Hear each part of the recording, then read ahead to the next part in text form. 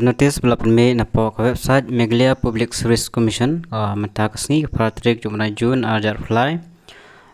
ki keteng jong ki eligible candidate nam ta post assistant engineer civil in fisheries department